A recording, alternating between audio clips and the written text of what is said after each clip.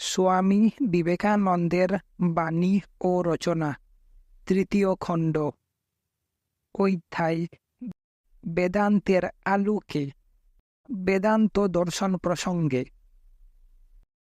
বেদান্তবাদী বলেন যে মানুষ জন্মায় না বা মরে না বা স্বর্গেও যায় না, আর আত্মার পক্ষে পুনর্জন্ম একটা নিছক কাহিনী মাত্র। দৃষ্টান্ত দিয়া বলা যায় যে যেমন একটি পুস্তকের পাতা উল্টানো হইতেছে, ফলে পুস্তকটির পাতার পর পাতা শেষ হইতেছে, কিন্তু পাঠকের উহাতে কিছুই হইতেছে না। প্রত্যেক আত্মা সর্বব্যাপী, সুতরাং উহা কোথায় যাইবে বা কোথা হইতে আসিবে? এই সব জন্ম মৃত্যুতে প্রকৃতিরই পরিবর্তন হয় এবং আমরা ভুল ক্রমে উহাকে আমাদের পরিবর্তন বলিয়া মনে করি। পুনর্জন্ম প্রকৃতির অভিব্যক্তি এবং অন্তরে স্থিত ভগবানের বিকাশ। বেদান্ত মতে প্রত্যেক জীবন অতীতের উপর গঠিত এবং যখন আমরা আমাদের সমগ্র অতীতটাকে দেখিতে পাইব, তখনই আমরা মুক্ত হইব। মুক্ত হইবার ইচ্ছা শৈশবেই ধর্মপ্রবণতার রূপ লয়। সমগ্র সত্যটি মুমুক্ষের নিকট পরিস্ফুট হইতে কয়েক বৎসর যেন লাগে। এই জন্ম পরিত্যাগ করিবার পর পরবর্তী জন্মের জন্য অপেক্ষা করিতে হয়। তখনও মানুষ মায়ার ভিতর থাকে। আমরা আত্মাকে এইভাবে বর্ণনা করি: শস্ত্র উহাকে ছেদন করিতে পারে না, বর্ষা বা কোনো তীক্ষ্ণধার অস্ত্র উহাকে ভেদ করিতে পারে না, অগ্নি উহাকে দহন করিতে পারে না, জল উহাকে দ্রব করিতে পারে না। উহা অবিনাশী, সর্বব্যাপী। সুতরাং ইহার জন্য সুখ করা উচিত নয়। যদি আমাদের অবস্থা বর্তমানে খুব খারাপ হইয়া থাকে, তবে আমরা বিশ্বাস করি যে অনাগত ভবিষ্যতে উহা ভালো হইবেই। সকলের জন্য শাশ্বত মুক্তি, ইহাই হইল আমাদের মূল নীতি। প্রত্যেককেই ইহা লাভ করিতে হইবে। মুক্তি ছাড়া অন্য সমস্ত বাসনাই ভ্রমপ্রসূত। বেদান্তি বলেন, প্রত্যেক সৎ কর্ম সেই মুক্তিরই প্রকাশ। আমি বিশ্বাস করি না যে এমন এক সময় আসিবে যখন জগৎ হইতে সমস্ত অশুভ অন্তর্হিত হইবে। ইহা কি করিয়া হইতে পারে? এই প্রবাহ চলিতেছে, এক প্রান্ত দিয়া জল বাহির হইয়া যাইতেছে, আবার অন্য প্রান্ত দিয়া উহা পুনরায় প্রবেশ করিতেছে। বেদান্ত বলেন, তুমি শুদ্ধ ও পূর্ণ, এবং এমন একটি অবস্থা আছে যাহা শুভ ও অশুভের ঊর্ধ্বে। উহাই হইল তোমার স্বরূপ। আমরা যাহাকে শুভ বলি, তাহা অপেক্ষাও উহা উচ্চতর। অশুভ হইতে কিঞ্চিত ভিন্ন মাত্র। অশুভ অর্থাৎ পাপ বলিয়া আমাদের কোনো তত্ত্ব নাই। আমরা ইহাকে অজ্ঞান বলি। আমাদের নীতিশাস্ত্র, আমাদের লোক ব্যবহার, উহা যতদূর পর্যন্ত যাক না কেন, সবই মায়ার জগতের ভিতরে। সত্যের পরিপূর্ণ বিবৃতি হিসাবে অজ্ঞানাদি বিশেষণ ঈশ্বরে প্রয়োগ করিবার চিন্তাও আমরা করিতে পারি না। উহার সম্বন্ধে আমরা শুধু বলি, তিনি সৎ স্বরূপ, জ্ঞান স্বরূপ ও আনন্দ স্বরূপ। চিন্তা ও বাক্যের প্রত্যেক প্রয়াস দ্রষ্টাকে দৃশ্যে পরিণত করিবে এবং উহার স্বরূপের হানি ঘটাইবে। একটি কথা এই প্রসঙ্গে স্মরণ রাখিতে হইবে: আমি ব্রহ্ম। এই কথা ইন্দ্রিয় সম্বন্ধে বলা যাইতে পারে না। ইন্দ্রিয় বিষয়ে যদি তুমি বলো আমি ব্রহ্ম, তাহা হইলে অন্যায় কর্ম করিতে কে তোমাকে বাধা দিবে? সুতরাং তোমার ঈশ্বরত্ব শুধু মায়ার জগতের ঊর্ধ্বেই প্রযুক্ত হইতে পারে। যদি আমি যথার্থই ব্রহ্ম হই, তাহা হইলে ইন্দ্রিয়ের আক্রমণের ঊর্ধ্বে আমি অবশ্যই থাকিব এবং কোনো অসৎ কর্ম করিতে পারিব না। নৈতিকতা অবশ্য মানুষের লক্ষ্য নয়, কিন্তু মুক্তি প্রাপ্তির ইহা একটি উপায়। বেদান্ত বলেন, যোগও একটি পথ, যে পথে মানুষ এই ব্রহ্মত্ব উপলব্ধি করিতে পারে। বেদান্ত বলেন, অন্তরে যে মুক্তি আছে তাহা উপলব্ধি করিতে পারিলেই ব্রহ্মানুভূতি হয়। নৈতিকতা ও নীতিশাস্ত্র ওই লক্ষ্যে পৌঁছিবার বিভিন্ন পথ মাত্র, ওই সবকে যথাযথ স্থানে বসাইতে হয়। অদ্বৈত দর্শনের বিরুদ্ধে যত সমালোচনা হয়, তাহার সারমর্ম হইল এই যে, অদ্বৈত বেদান্ত ইন্দ্রিয় ভোগে উৎসাহ দেয় না। আমরা আনন্দের সহিতই উহা স্বীকার করি। বেদান্তের আরম্ভ নিতান্ত দুঃখবাদে এবং শেষ হয় যথার্থ আশাবাদে। ইন্দ্রিয় আশাবাদ আমরা অস্বীকার করি, কিন্তু অতীন্দ্রিয় আশাবাদ আমরা জোরের সহিত ঘোষণা করি। প্রকৃত সুখ ইন্দ্রিয় ভোগে নাই, উহা ইন্দ্রিয়ের ঊর্ধ্বে এবং উহা প্রতি মানুষের ভিতরেই রহিয়াছে। জগতে আমরা যে আশাবাদের নিদর্শন দেখি, উহা ইন্দ্রিয়ের মাধ্যমে ধ্বংসের অভিমুখে লইয়া যাইতেছে। আমাদের দর্শনে ত্যাগকে সর্বাপেক্ষা গুরুত্ব দেওয়া হয়, কিন্তু ওই ত্যাগ বা নেতিভাব আত্মার যথার্থ অস্তিত্বই সূচিত করে। বেদান্ত ইন্দ্রিয় জগৎকে অস্বীকার করে। এই অর্থে বেদান্ত নৈরাশ্যবাদী, কিন্তু প্রকৃত জগতের কথা ঘোষণা করে বলিয়া আশাবাদী। বেদান্ত মানুষের বিচার শক্তিকে যথেষ্ট স্বীকৃতি দেয়, যদিও ইহাতে বুদ্ধির অতীত আরও একটি সত্তা রহিয়াছে, কিন্তু উহারও উপলব্ধির পথ বুদ্ধির ভিতর দিয়া। সমস্ত পুরাতন কুসংস্কার দূর করিবার জন্য যুক্তি একান্ত প্রয়োজন। তারপর যাহা থাকিবে তাহাই বেদান্ত।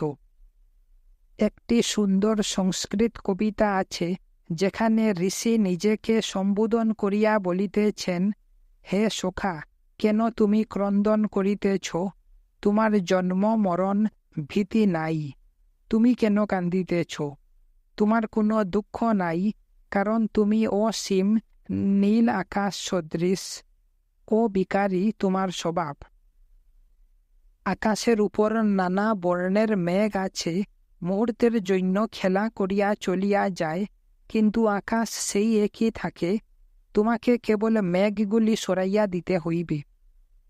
আমাদের কেবল দুয়ার খুলিয়া দিতে হইবে এবং পথ পরিষ্কার করিয়া ফেলিতে হইবে। জল আপন বেগে দাবিত হইবে এবং নিজের স্বভাবেই ক্ষেত্রটিকে আপ্লুত করিয়া ফেলিবে, কেননা জল তো পূর্বেই সেখানে ছিল। মানুষ অনেকটা চেতন, কিছুটা অচেতন, আবার চেতনের ঊর্ধ্বে যাইবারও সম্ভাবনা তাহার আছে। কেবল আমরা যখন যথার্থ মানুষ হইতে পারি, তখনই আমরা বিচারের উপর উঠিতে পারি।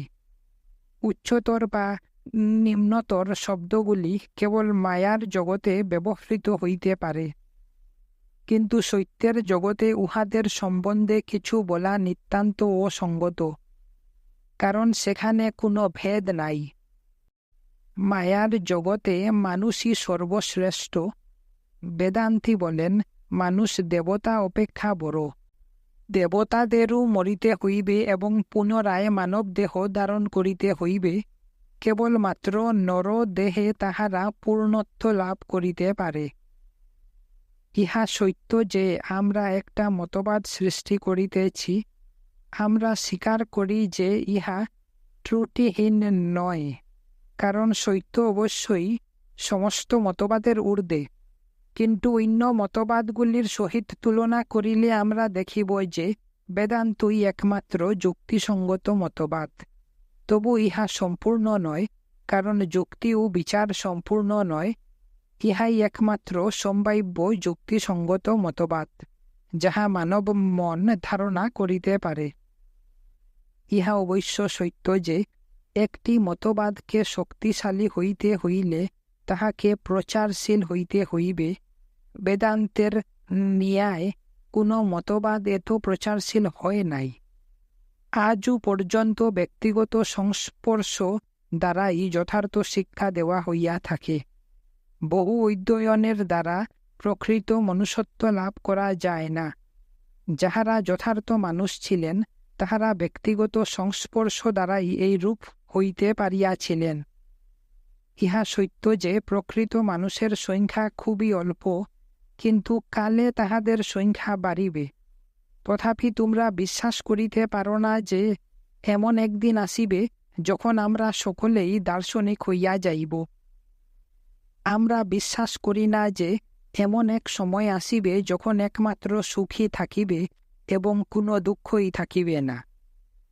মধ্যে মধ্যে আমাদের জীবনে পরম আনন্দের মুহূর্ত আসে, যখন আনন্দ ছাড়া আমরা আর কিছুই চাই না, আর কিছুই দিই না বা জানি না। তারপর সেই ক্ষণটি চলিয়া যায় এবং আমাদের সম্মুখে জগৎ প্রপঞ্চ অবস্থিত দেখি। আমরা জানি ঈশ্বরের উপর একটি পর্দা চাপানো হইয়াছে মাত্র, এবং ঈশ্বরই সমস্ত বস্তুর পটভূমিকা রূপে অবস্থান করিতেছেন। বেদান্ত শিক্ষা দেয় যে নির্বাণ এই জীবনেই পাওয়া যাইতে পারে। উহা পাওয়ার জন্য মৃত্যু পর্যন্ত অপেক্ষা করিতে হয় না। আত্মা অনুভূতি নির্বাণ এবং এক মুহূর্তের জন্যও উহা একবার সাক্ষাৎ করিলে আর কখনো কেহ ব্যক্তিত্বের মরীচিকায় মোহগ্রস্ত হয় না। আমাদের চক্ষু আছে, সুতরাং এই পরিদৃশ্যমান জগৎ আমরা অবশ্যই দেখিব, কিন্তু সর্বদা আমরা জানিব উহা কি। আমরা ইহার প্রকৃত স্বভাব জানিয়া ফেলিয়াছি। আবরণী আত্মাকে আচ্ছাদিত করে, আত্মা কিন্তু অপরিবর্তনীয়। আবরণ খুলিয়া যায় এবং আত্মাকে ইহার পশ্চাতে দেখিতে পাই। সব পরিবর্তনই এই আবরণে। মহাপুরুষে আবরণটি সূক্ষ্ম এবং আত্মা তাহার ভিতর দিয়া প্রায়ই প্রকাশিত হয়। পাপীতে আবরণটি গণ, সেই জন্য তাহার আবরণের পশ্চাতে যে আত্মা রহিয়াছেন, এবং মহাপুরুষের আবরণের পশ্চাতেও যে সেই একই আত্মা বিরাজ করিতেছেন, সেই সত্যটি আমরা ভুলিয়া যাই। যখন আবরণটি নিঃশেষে অপসারিত হইবে, তখন আমরা দেখিব উহা কখনই ছিল না এবং আমরা আত্মা ছাড়া আর কিছুই নই। আবরণের অস্তিত্বও আর আমাদের স্মরণে থাকিবে না। জীবনে এই বৈশিষ্ট্যের দুইটি দিক আছে। প্রথমত, জাগতিক কোনো বস্তু দ্বারা আত্মজ্ঞ মহাপুরুষ প্রভাবিত হন না। দ্বিতীয়ত, একমাত্র তিনি জগতের কল্যাণ করিতে সমর্থ হন। পর উপকার করার পশ্চাতে যে যথার্থ প্রেরণা, তাহা তিনি উপলব্ধি করিয়াছেন, কারণ তাহার কাছে এক ছাড়া আর দ্বিতীয় নাই। ইহাকে অহংকার বলা যায় না, কারণ উহা বেদাত্মক। ইহাই একমাত্র নিঃস্বার্থপরতা। তাহার দৃষ্টি বিশ্বজনীন, ব্যক্তি সর্বস্ব নয়। প্রেম ও সহানুভূতির প্রত্যেক ব্যাপার এই বিশ্বজনীনতার প্রকাশ। নাহং তুহু, তাহার এই ভাবটিকে দার্শনিক পরিভাষায় বলা যাইতে পারে। তুমি অপরকে সাহায্য করো, কারণ তুমি যে তাহাতে আছো এবং সেও যে তোমাতে আছে। একমাত্র প্রকৃত বেদান্তী তাহার ন্যায় মানুষকে সাহায্য করিতে পারিবেন ও বিনা দ্বিধায় তাহার জীবন দান করিবেন, কারণ তিনি জানেন যে তাহার মৃত্যু নাই। জগতে যতক্ষণ একটি মাত্র ফুকাও জীবিত থাকিবে, ততক্ষণ তিনিও জীবিত থাকিবেন। যতক্ষণ একটি মাত্র জীবও বক্ষণ করিবে, ততক্ষণ তিনিও বক্ষণ করিবেন। সুতরাং তিনি পর উপকার করিয়া যান। দেহকে সর্বাগ্রে রক্ষা করিতে হইবে, এই আধুনিক ধারণা তাহাকে কখনো বাধা দিতে পারিবে না। যখন মানুষ ত্যাগের এই শীর্ষে উপনীত হন, তখন তিনি নৈতিক দ্বন্দ্ব প্রভৃতি সব কিছুর উপরে প্রতিষ্ঠিত হন। তখন তিনি পণ্ডিত, ব্রাহ্মণ, গরু, কুকুর ও অতিশয় দূষিত স্থানকে আর ব্রাহ্মণ, গরু, কুকুর ও দূষিত স্থান রূপে দেখেন না, কিন্তু দেখেন সেই একই ব্রহ্ম স্বয়ং সর্বত্র বিরাজ করিতেছেন। এই রূপ সমদর্শী পুরুষই সুখী এবং তিনি ইহ জীবনে সংসার জয় করিয়াছেন, অর্থাৎ জন্ম মৃত্যুর পারে গিয়াছেন। ঈশ্বর দ্বন্দ্বাদি বর্জিত, সুতরাং বলা হয় যে সমদৃষ্টি সম্পন্ন ব্যক্তির ঈশ্বর লাভ হইয়াছে, তিনি ব্রাহ্মী স্থিতি লাভ করিয়াছেন। যীশু বলেন, আব্রাহামের পূর্বেও আমি ছিলাম। ইহার অর্থ এই যে যীশু এবং তাহার মতো অবতার পুরুষেরা মুক্ত আত্মা। নাজারেথের যীশু তাহার প্রারব্ধের বশবর্তী হইয়া মানব রূপ ধারণ করেন নাই, করিয়াছিলেন মানব কল্যাণের জন্যই। ইহা ভাবা উচিত নয় যে মানুষ যখন মুক্ত হয় তখন সে কর্ম করিতে পারে না, একটা জড় মৃতপিণ্ডে পরিণত হয়। পরন্তু সেই মানুষ অপরের অপেক্ষা অধিকতর উদ্যমী হন, কারণ অপরে বাধ্য হইয়া কর্ম করে আর তিনি স্বাধীনভাবে কর্ম করেন। যদি আমরা ঈশ্বর হইতে অভিন্ন হই, তাহা হইলে কি আমাদের কোনো স্বাতন্ত্র্য থাকিবে না? হ্যাঁ, নিশ্চয়ই থাকিবে। ঈশ্বরই আমাদের স্বকীয়তা। এখন যে তোমার স্বাতন্ত্র্য আছে, উহা অবশ্য সেরূপ নয়। তুমি উহার দিকে অগ্রসর হইতেছ। স্বকীয়তার অর্থ এই যে উহা এক অবিভাজ্য বস্তু। বর্তমান স্বাতন্ত্র্যকে কি করিয়া তুমি স্বকীয়তা বলো? এখন তুমি একরকম চিন্তা করিতেছ, 1 ঘণ্টা পরে আবার আরও একরকম, এবং 2 ঘণ্টা পরে আবার অন্য রকম চিন্তা করিবে।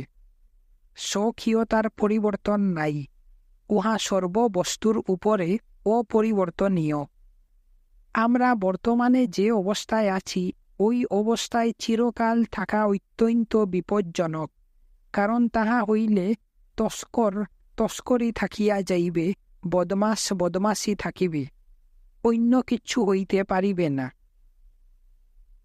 প্রকৃত স্বকীয়তার কোনই পরিবর্তন হয় না এবং কোনো কালে হইবেও না, এবং উহাই ঈশ্বর, যিনি আমাদের ভিতর নিত্য বিরাজমান।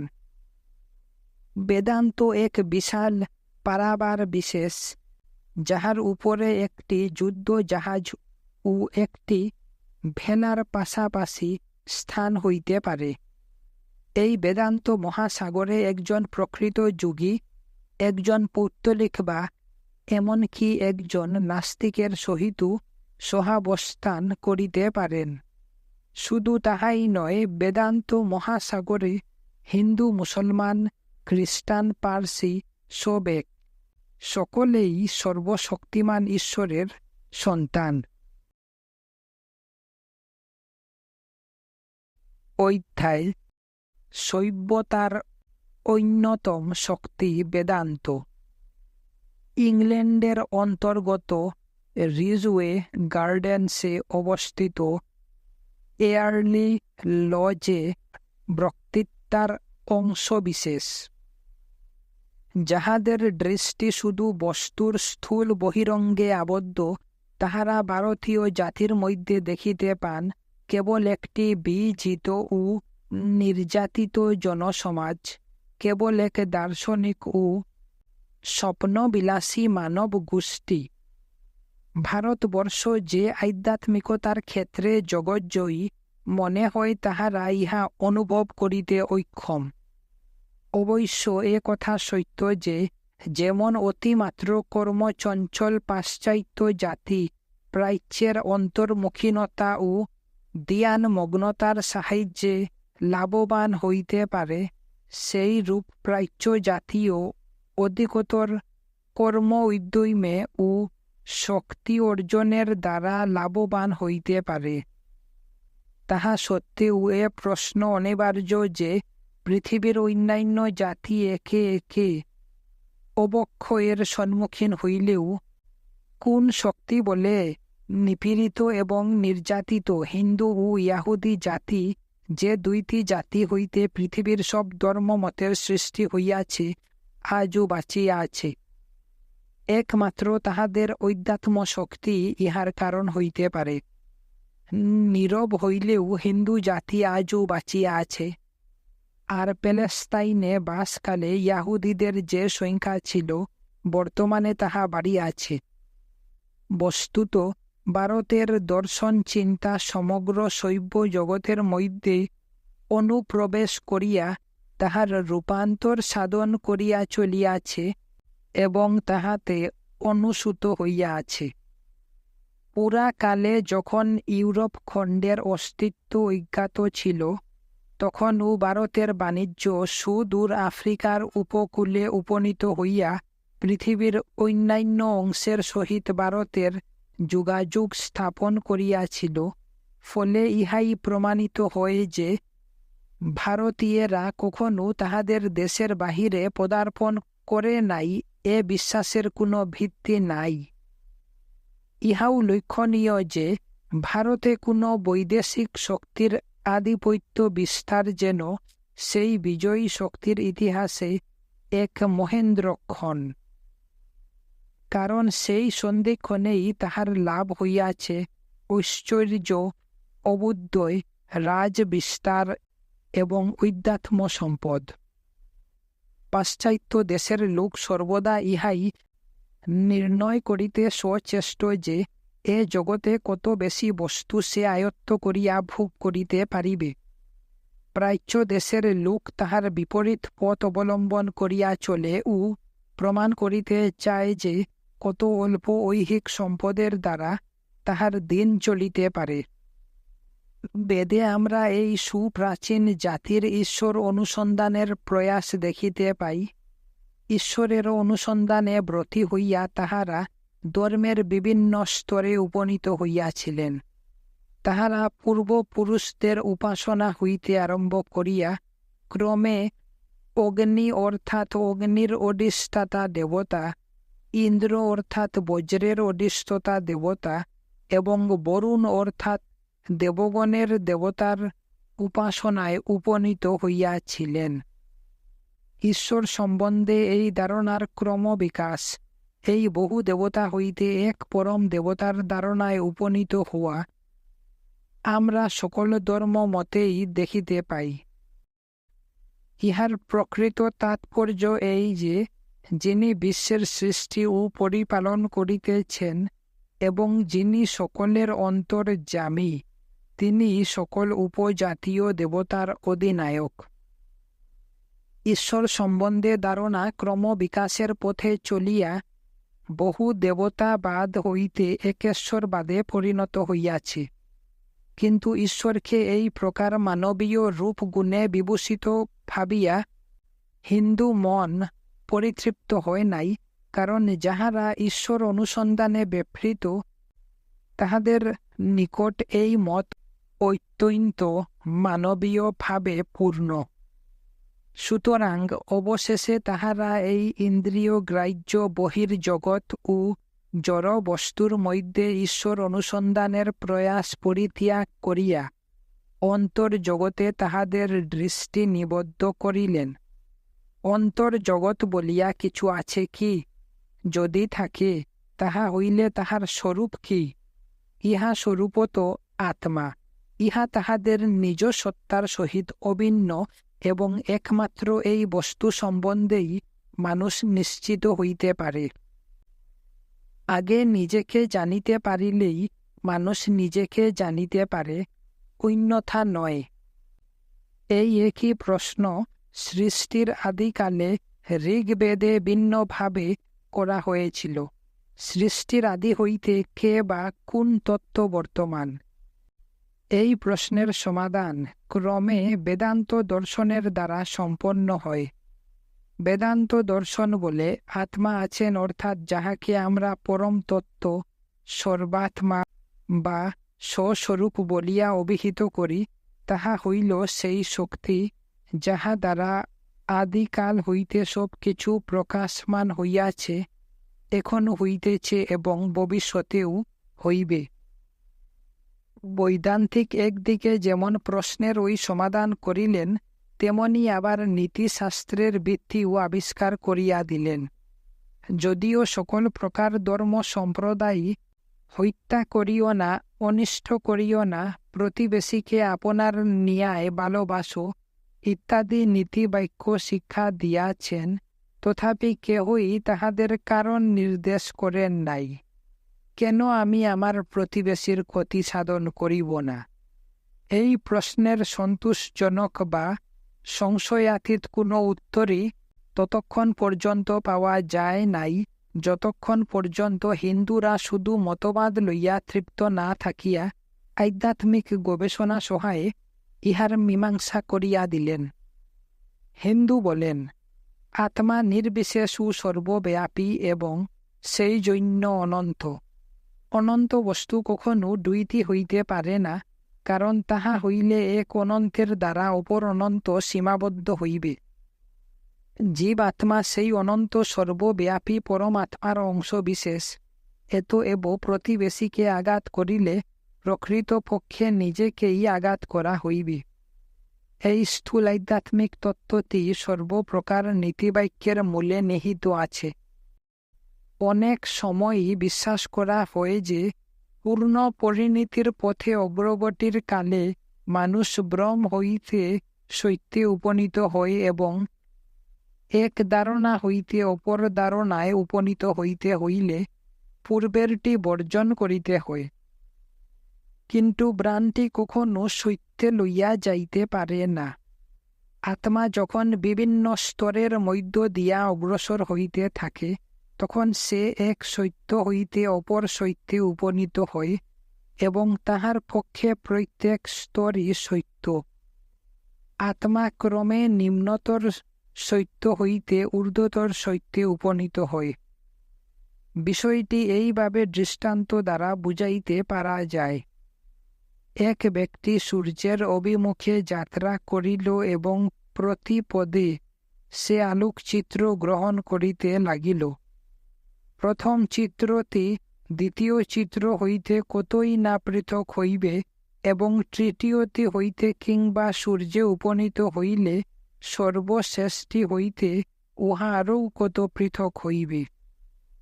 এই চিন্তাগুলি পরস্পর অত্যন্ত ভিন্ন হইলেও প্রত্যেকটি সত্য। বিশেষ শুধু এইটুকু যে দেশকালের পরিবেশ পরিবর্তিত হওয়ায় তাহারা বিভিন্ন রূপে প্রতীত হইতেছে। এই সত্যের স্বীকৃতির ফলেই হিন্দুগণ সর্বনিম্ন হইতে সর্বোচ্চ ধর্মের মধ্যে নিহিত সর্বসাধারণ সত্যকে উপলব্ধি করিতে সমর্থ হইয়াছে এবং এই জন্যই সকল জাতির মধ্যে একমাত্র হিন্দুগণই ধর্মের নামে কাহারও উপর অত্যাচার করে নাই। মুসলমানরা বিস্মৃত হইলেও হিন্দুদের দ্বারা তাহা পূজিত হয়। হিন্দুগণের এইরূপ পরধর্ম সহিষ্ণুতার বহু দৃষ্টান্ত উল্লেখ করা যাইতে পারে। প্রাচ্য মন যতক্ষণ পর্যন্ত সমগ্র মানব জাতির বাঞ্ছিত লক্ষ্য ঐক্য না পায়, ততক্ষণ পর্যন্ত কোনো মতেই সন্তুষ্ট থাকিতে পারে না। পাশ্চাত্য বৈজ্ঞানিক একমাত্র অণু বা পরমাণুর মধ্যে ঐক্যের সন্ধান করেন। যখন তিনি উহা প্রাপ্ত হন, তখন তাহারা আর কোনো কিছু আবিষ্কার করিবার থাকে না। আর আমরা যখন আত্মার বা স্বস্বরূপের ঐক্য দর্শন করি, তখন আর অধিক অগ্রসর হইতে পারি না। আমাদের নিকট তখন ইহা স্পষ্টই প্রতিভাত হয়ে যে সেই একমাত্র সত্তাই ইন্দ্রিয় গ্রাহ্য জগতের যাবতীয় বস্তু রূপে প্রতীত হইতেছে। অণুর নিজস্ব দৈর্ঘ্য বা বিস্তৃতি না থাকিলেও অণুগুলির মিশ্রণের ফলে দৈর্ঘ্য, প্রস্থ ও বিস্তৃতির উদ্ভব হয়। এই প্রকার কথা স্বীকার করার সঙ্গে সঙ্গে বৈজ্ঞানিক দিগকে বাধ্য হইয়া আধ্যাত্মশাস্ত্রের সত্যতাও স্বীকার করিতে হয়। যখনই এই অণু অপর অণুর উপর ক্রিয়া করে, তখনই একটি যোগসূত্রের প্রয়োজন হয়। এই যোগসূত্রটি কি রূপ? যদি ইহা একটি তৃতীয় অণু হয়, তাহা হইলে সেই পূর্বের প্রশ্নটি অমীমাংসিতই থাকিয়া যায়, কারণ প্রথম ও দ্বিতীয় অণু কি রূপে তৃতীয় অণুর উপর কার্য করিবে। এইরূপ যুক্তি যে অনবস্থা দুষ্ট, তাহা অতি সুস্পষ্ট। সকল প্রকার পদার্থবিদ্যা এই এক আপাত সত্য মতবাদের উপর নির্ভর করিতেছে যে বিন্দুর নিজের কোনো পরিমাণ নাই, আর বিন্দুর মিলনে গঠিত রেখার দৈর্ঘ্য আছে অথচ প্রস্থ নাই। এই স্বীকৃতিতেও পরস্পর বিরোধ থাকিয়া যায়। এইগুলি দেখা যায় না, ধারণাও করা যায় না। কেন? কারণ এইগুলি ইন্দ্রিয়গ্রাহ্য বস্তু নয়, অধ্যাত্ম বা তাত্ত্বিক ধারণা মাত্র। সুতরাং পরিশেষে দেখা যায় মনই সকল অনুভবের আকার দান করে। আমি যখন কোনো চেয়ার দেখি, তখন আমি আমার চক্ষুর ইন্দ্রিয়ের বাহিরে অবস্থিত বাস্তব চেয়ারটি দেখি না, বহিস্থ বস্তু এবং তাহার মানস প্রতিচ্ছায়া এই উভয়ই দেখি। এব শেষ পর্যন্ত জড়বাদী ও ইন্দ্রিয়াতীত আধ্যাত্ম তত্ত্বে উপনীত হন।